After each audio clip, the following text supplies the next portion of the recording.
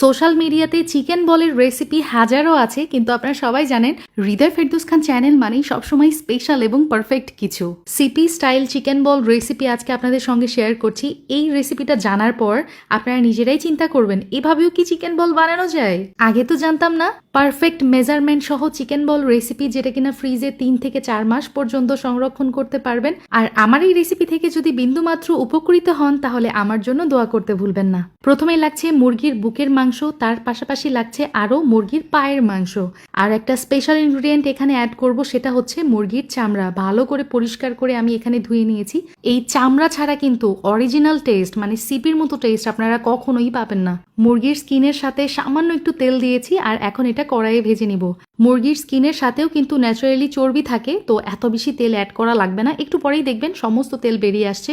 এই পর্যায়ে brown colour হয়ে যাওয়া স্কিনগুলা আমি চুলা থেকে নামিয়ে একটা সাইডে রেখে দিচ্ছি। আর এখানে দেখতে পাচ্ছেন পায়ের মাংস আর বুকের মাংস আমি এখানে ছোট ছোট পিসেস করে কেটে নিয়েছি। আর এখন মেজারমেন্ট কাপ দিয়ে আমি এখানে মেজারমেন্ট করে দিচ্ছি, যাতে করে আপনাদের বুঝতে সুবিধা হয়। 250 ml এর কাপ দিয়ে বুকের মাংস ভরে ভরে 1 কাপ হয়েছে, আর পায়ের মাংস হয়েছে 1/3 কাপ পরিমাণ। 1.5 কেজি ওজনের একটা মুরগির চামড়া আমি ভেজে এখানে ব্যবহার করেছি।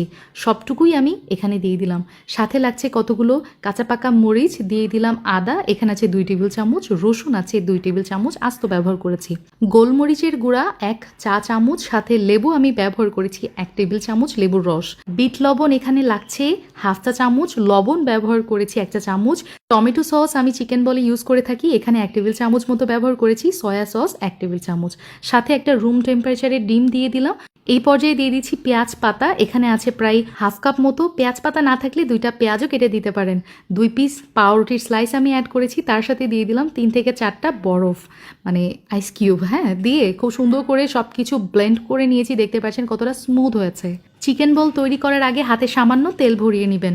আর খেয়াল করছি নিশ্চয়ই আমার কড়াইয়ে কিন্তু খুব সুন্দর করে পানিতে বলক চলে আসছে। চুলার জাল এখন একদম লোতে রাখবো। লোতে রেখে হাতের সাহায্যে আমি চিকেন বল বানিয়ে নিচ্ছি আর টুপ করে পানির মধ্যে ছেড়ে দিচ্ছি।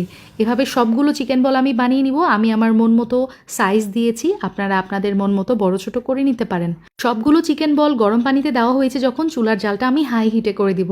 এভাবে আমি জাল করে নিয়েছি 10 মিনিট। 10 মিনিট পর চুলার জালটা অফ করে দিব। আর এখন একটা স্টেনারে আমি এই যে চিকেন বলগুলো রেখে দিব একটু ঠান্ডা হওয়ার জন্য, ঠিক আছে?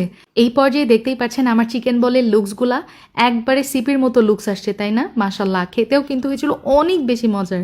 যখন আমার চিকেন বলগুলো ঠান্ডা হয়ে গেছে না, এই পর্যায়ে আমি যেটা করব, একটা জিপলক ব্যাগের মধ্যে সমস্ত চিকেন বলগুলো উঠিয়ে নিব এবং এটা আমি ডিপ ফ্রিজে রেখে দিব 6 থেকে 7 ঘন্টার জন্য। আর এভাবে যদি আপনারা ফ্রোজেন করেন, ইনশাল্লাহ 3-4 মাস মানে কিছুই না, এমনিই ভালো থাকবে ডিপ ফ্রিজে।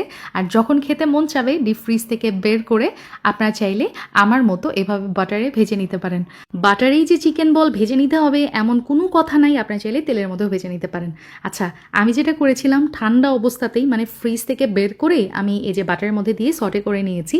খেতে এতটা মজা হয়েছিল, আপনারা চাইলে যে কোনো সসের সাথে সার্ভ করতে পারেন। সো ইনাফ ফর টুডে, ইনশাআল্লাহ আবার দেখা হবে। আল্লাহ হাফিজ, আসসালামু আলাইকুম।